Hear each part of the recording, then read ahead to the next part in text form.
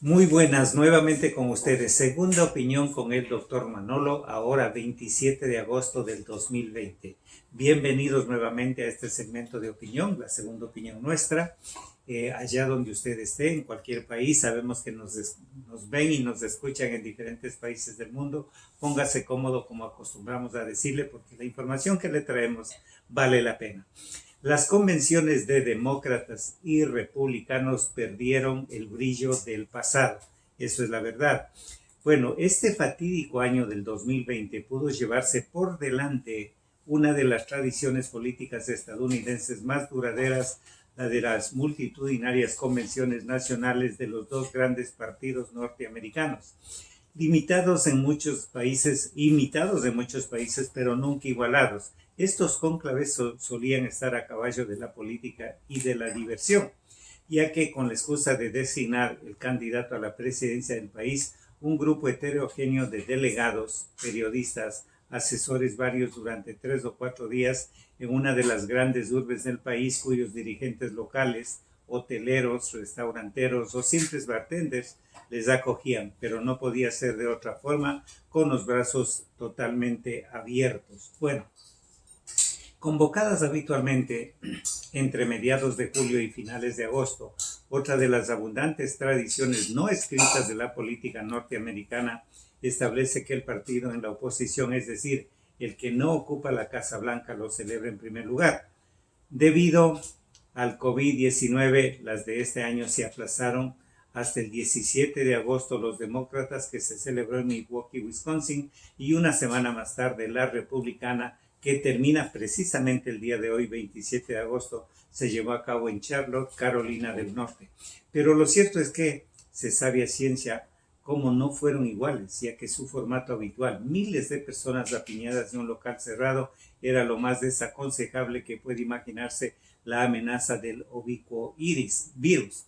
Ante las pegas que se ponían las autoridades de Carolina del Norte al acontecimiento sin extremar las medidas sanitarias, el presidente Donald Trump amenazó antes de la convención con llevarse el grueso de las actividades de la convención a un clima político en principio más propicio para él, como es el Jacksonville de Florida, pero el incremento de las infecciones de ese estado obligó al cambio de planes, por lo que la convención republicana se mantuvo en Charlotte.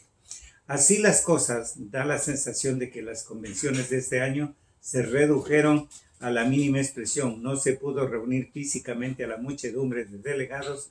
Estos eventos, que antes eran masivos, tuvo que reducirse a espacios abiertos con menos asistencia y durante unas pocas horas y manteniendo la distancia de seguridad.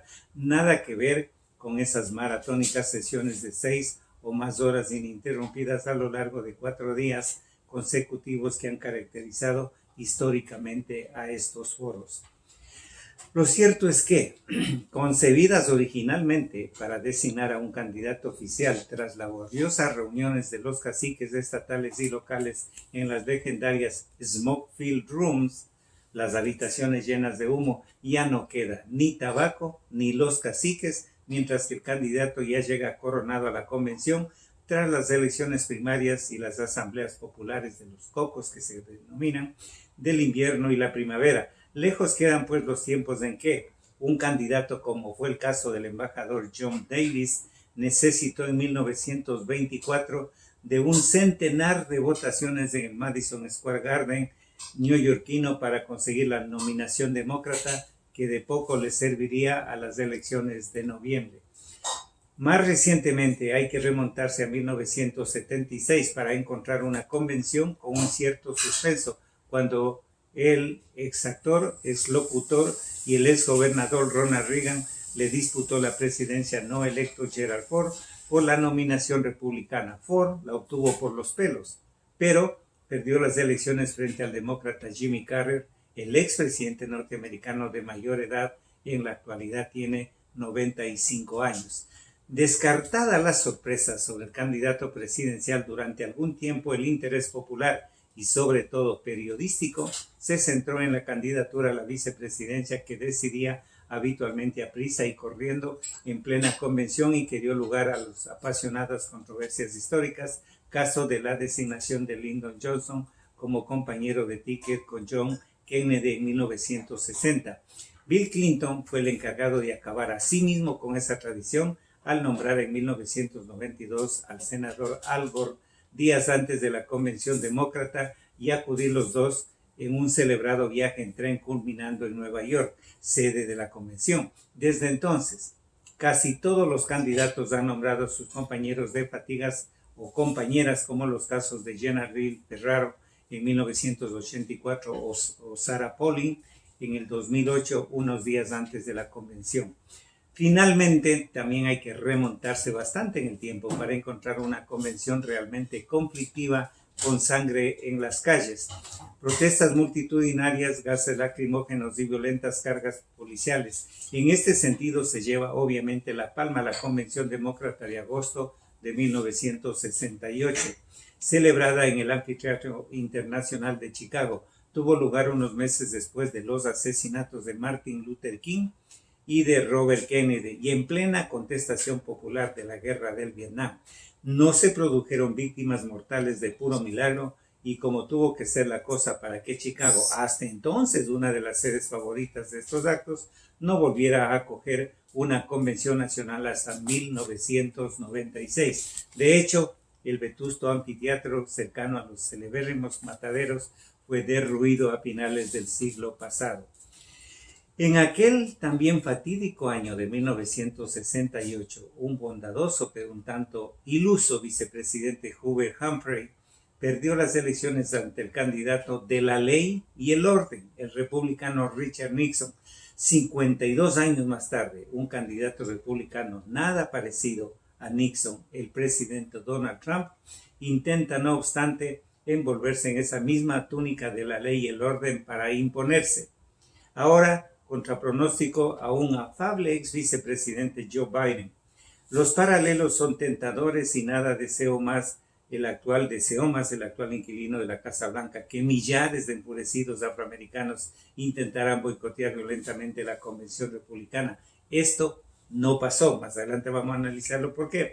Es sabido que la historia solo se repite en clave en farsa, pero por si acaso nos llamemos al mal tiempo.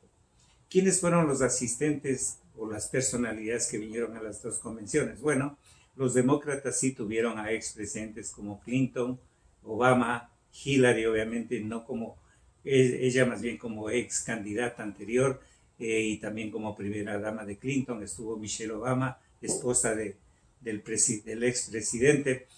Tuvieron personalidades. Los republicanos realmente no.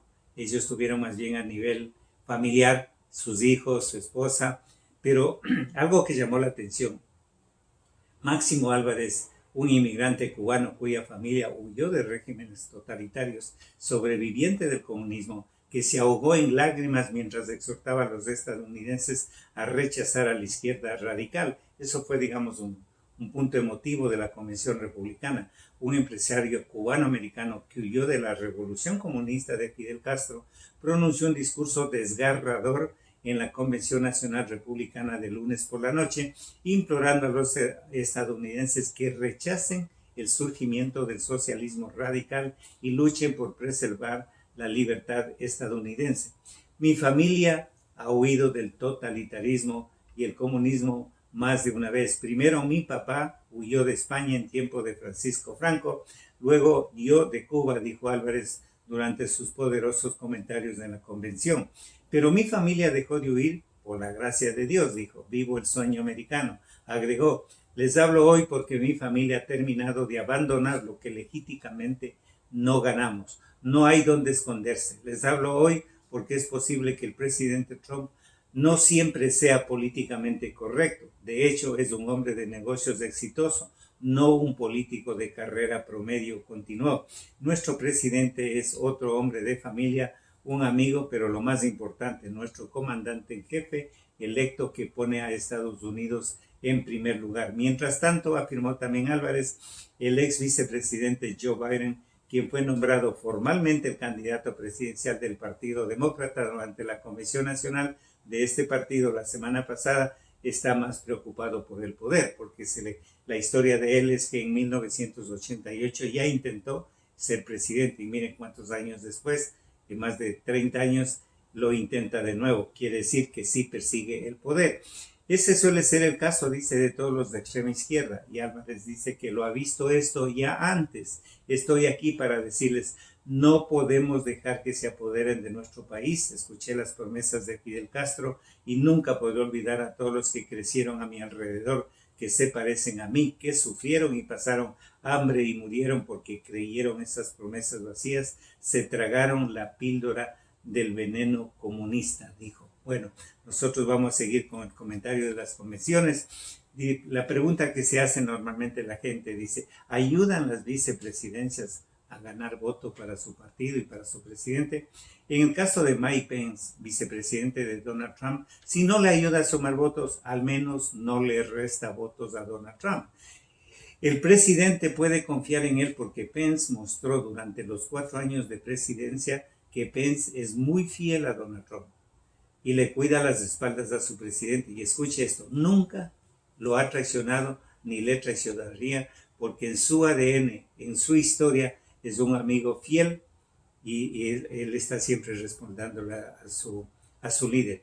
¿Qué pasa con Kamala Harris, o Kamala Harris, como le gusta a ella que le llame, que es la candidata binomio de Joe Biden? Primero, tengo que decir, Joe Biden se equivocó, y esto es de mi cosecha, al escoger a Kamala Harris como su binomio. Razones, bueno, si Biden pensaba que Kamala Harris le traería votos, la respuesta es no, porque si buscaba votos, si escogía un latino o una latina, y hubiese traído más votos, por lo que significan los números de los latinos en este país. En número, más de 60 millones de latinos contra 42 de afroamericanos o black americans. Y el poder económico de compra de los latinos ya supera el 1,5 trillón al año, muy lejos de lo que tiene la comunidad afroamericana. O sea que por votos hubiese sido mejor que escoja un latino. Aparte, Kamala Harris no es representante de la raza afro, porque aunque su padre es jamaiquino, de la raza afro, su madre es de la India.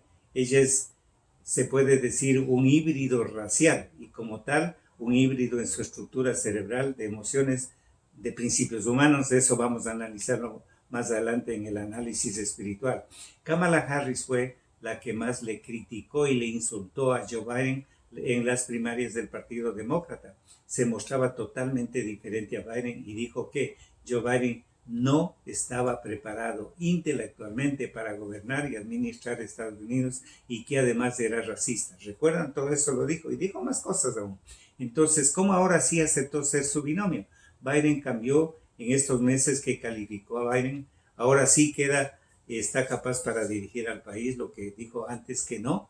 Bueno, Kamala Harris dijo ella misma que es una persona, hombre o mujer, tiene que hacer lo que sea necesario para llegar a la cumbre, y que ella era la muestra. Declinó ser mamá, se casó apenas hace 5 años porque la cultura estadounidense no acepta una persona soltera para un alto cargo en la política de este país. Se casó con un hombre blanco, sin embargo que dijo estar muy orgullosa de su raza. Claro, Douglas Emhoff es un abogado blanco, le ayuda a Harris en sus propósitos políticos, o sea, en su agenda. Lo más importante será, ¿Kamala Harris será fiel a Joe Biden? Bueno, aquí viene la duda. Es más, hay gente que analiza la política por dentro que cree que Kamala Harris será la caída de Joe Biden y ella ocuparía la presidencia. Es más, hay gente que le considera ya que es la que va al poder.